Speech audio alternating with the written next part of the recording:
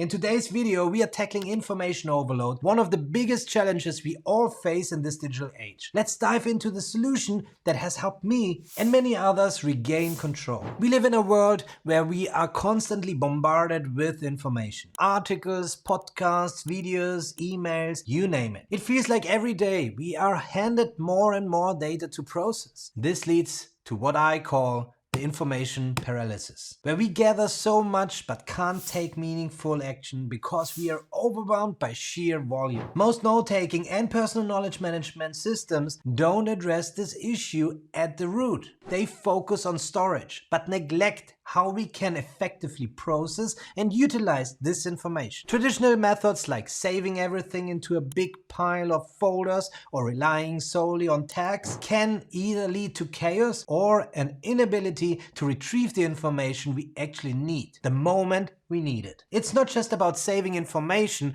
but managing and retrieving it in a meaningful way that can drive action and productivity. So how do we tackle this? In my productivity journey, I've discovered that managing information from two key sources, the outer world and the inner world, is the secret. The outer world is everything external: articles, podcasts, social media posts, books, and videos. The inner world is where your thoughts, insights, and reflections come into play. Integrating both worlds into a seamless system is crucial for effective note-taking and knowledge management. Step 1 is to capture information efficiently. Whether it's a thought during a meeting or an interesting article you found online, having a reliable method to capture that information is essential. The mistake many people make is trying to organize everything right away. Don't. Just capture. Once you've captured information, it's time to organize. Now, instead of dumping everything into folders, we can use a hybrid system of folders and tags. Here's how it works. Folders allow you to categorize information in broad categories. Think of them as containers for specific projects or topics. Tags, on the other hand,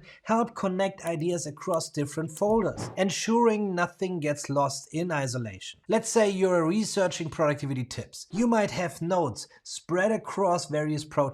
But by tagging each node with productivity, you can retrieve everything in one search. This interconnected approach ensures you don't lose sight of valuable information. Here's the game changer. Not everything needs to be connected. It's crucial to know when to isolate information. Sometimes simplicity is the key to clarity. For example, keeping certain project-related nodes in a dedicated folder without tagging them excessively helps you stay focused and avoids information clutter. At the same time, for overarching themes like personal growth or learning, you can rely on tags to make connections across different topics. It's all about balance. The final step then is to review and process the information regularly. Remember, it's not just about storing information, it's about transforming that information into actionable insights. Set aside time to process your notes. Ask yourself, how does this information help me move forward with my goals? Is there something actionable here? By doing this, you ensure that every piece of information